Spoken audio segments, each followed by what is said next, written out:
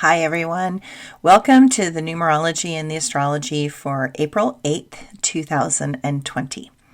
If you add up all those numbers, you get a 16. And if you add the 1 and the 6 together, you get a number 7. Now, the number 7 is about strategies and structures, rhythms and patterns, noticing those rhythms and patterns and how you can create a structure within sometimes chaos. I don't know about any of you, but I have noticed that I keep trying to do things and I create new structures, but then they just don't seem to go quite as planned. And it seems to be a symptom of these times. But while things continue in their unexpected and unusual way, I remind myself that they are not really bad, but my expectations on myself to do and match that energy in this world is sometimes really hard and stressful. You know, what is the rhythm that's happening in the world trying to teach us? I just got off the phone with a particular client and I told her my story, which was that when I was a dancer and I injured my Achilles tendon, the doctor said, some people, especially athletes, handle stress through their physical body. They blow out anxiety, anger, fear, frustration through exercise, which is why exercise is a really great de-stressor. And there's a rhythm and a pattern to that is incredibly helpful when you know how to do that well. But we're in coronavirus land and we're suddenly being asked to sit, be still, not do our normal routines. And that can make people who handle anxiety by physically moving, that can make them suddenly feel everything that they've been avoiding feeling while they've been moving so much. So I remember when I tore my Achilles tendon, the doctor said to me, be careful that you don't throw your dog across the room. And I thought, what a strange thing to say. Why would he say I would throw the dog across the room? And he said, well, athletes, especially dancers and gymnasts and people that are very, very driven, marathon runners, professional athletes, when they suddenly don't have their normal routine, then what comes up is everything that normal routine has been hiding. And oftentimes they're hiding anger. And my gosh, I have to say that after 2 weeks of being flat on my back with my leg up, I was angry. I got really angry and I was like, wow, I think I need to do some inner work on myself because I think I'm actually really angry. And I've been handling my anger by blowing it out, by jumping higher and, turning faster and things like that. So I want everybody to take a look at the rhythms and the patterns that you have been used to, and the rhythms and the patterns that are happening now. And what are you doing to cope?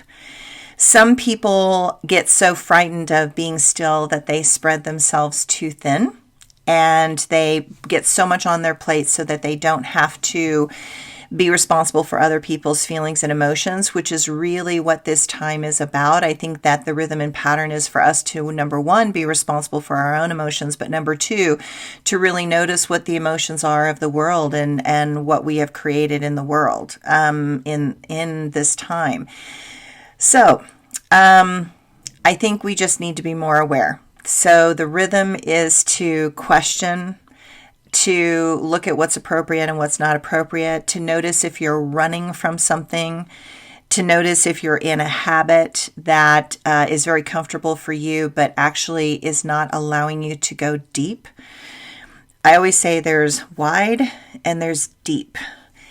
I think this is a moment where we're supposed to be going deep, but I think sometimes in the world, we get so much chaos going on. I remember one of the Vipassana teachers saying to me that minds are designed to multitask. So when you're actually, in a day, you're digesting food and absorbing that food as well as running errands and walking and picking up the groceries and creating lists and feeding the kids and tucking everyone into bed. I mean, there's so many things that the body and the brain do at one point that the most difficult thing for the mind to do is to be still. And I think that everything in the world is asking us to be still. It's asking for humanity to be still for a moment.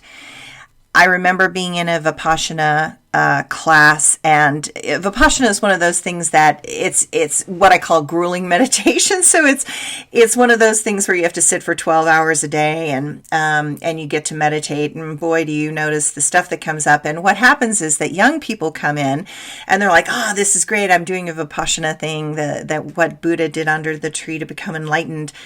And they suddenly sit for 3 days, and they have so much emotional crap coming up that they blow out of the space. They literally leave. They cannot stay. And I think that as we get older, hopefully we get wiser. And I think chemically we slow down. And I think that helps us to be more contemplative and to look at things. So this is that chance. I mean, look at some of the stuff. I mean, it's not all that bad, really. We're going to come up with some totally new solutions. And there are people out there that are incredibly inventive, and they were built for this time, and they're here to help heal the planet and heal the world. And we do need to stop and realize that it's time for us to fix what is broken. And that is the rhythm. The rhythm is to fix what we have broken. Okay. Astrology today. As you are waking up to the moon squares, the moon squares Pluto, and this is not the best time for a few hours to make any decisions. So just kind of like, don't try and come to any grand conclusions right there.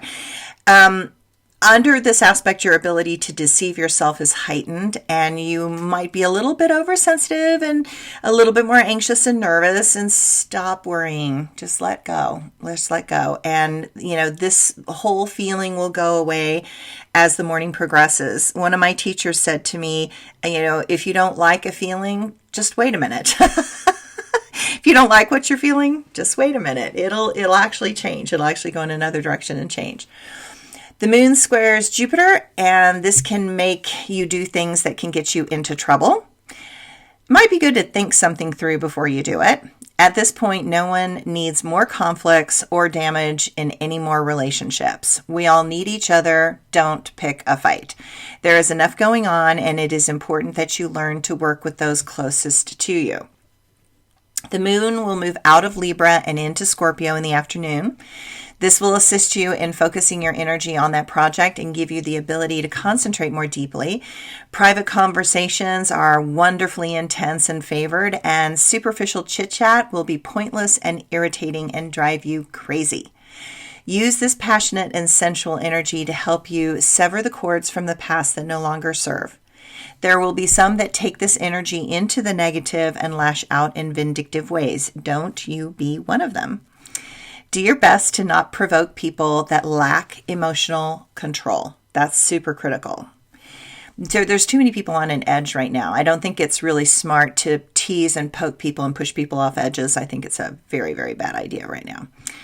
There is a Mars-Chiron sextile helping you in your determination and motivating you to get some things done. If you have the opportunity to take the lead, do so. Action is required that supports healing and learning. You have a newfound sense of fearlessness. Use it to help others. With the moon in Scorpio, it will square Saturn in Aquarius, and notice if depression surfaces, and really work to keep the lightness in your heart this entire day. Tell yourself the truth on a lot of levels. Stay calm. Know that there are many things that need your attention and you need to illuminate. And you might get an answer that you desperately need to know if you'll just slow down and listen. My quote for the day. Happiness is our normal state of being when we are completely within the flow of all that is. Story time, my blog. So it's a story time moment, which is always nice. So since we are all stuck at home, and I think storytelling is good, like sharing stories about our life and what we've done and what we've learned and what we've experienced. I learned so much by hearing other people's stories. So I hope you enjoy my blog for today. my very first trip to Peru was with some dancer friends of mine from New York. And we had all retired from professional dancing and were doing other things, but thought it would be fun to go on a trip. And we were all broke and we were doing Peru on a budget. And so we were kind of doing it as budget conscious as possible. One of our concessions was to have a translator help us to navigate everything. And we were staying in these very small pensions, private hotels with bathrooms down the hall. And it was a trip of cultural experience and being immersed in a new and wonderful world. And there was just something about Peru that made me deliciously happy, happier than I normally felt. Everywhere I went, children followed me. And I mean, I'm not kidding. I mean, I could go anywhere with massive amounts of kids in my wake. I felt like the Pied Piper. I felt somehow freer and more open. And the children were drawn to me because I was completely relaxed and at home in a world where I did not speak the language. And as I was doing this, and I mean, literally hundreds of children are tailing me, I recognized that something magical and wondrous was happening. And I figured that I somehow knew this place in a past life, that there was something so familiar about it.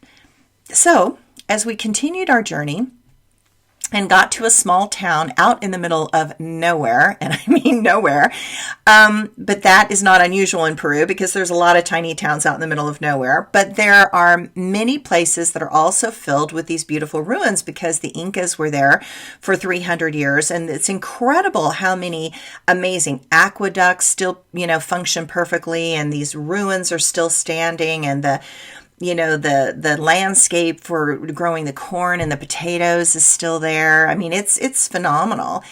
And, to me, looking at this landscape is a testimony to the Inca engineers. Well, anyway, we got off the bus in a small town that had a square with cellars in it. And I got off the bus and the women in the square started like pointing at me and whispering to each other.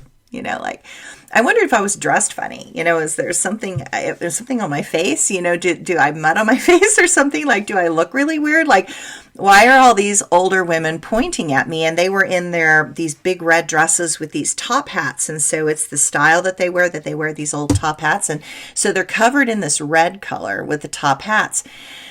And finally, an old woman in that outfit came up to me and she looked deep into my eyes.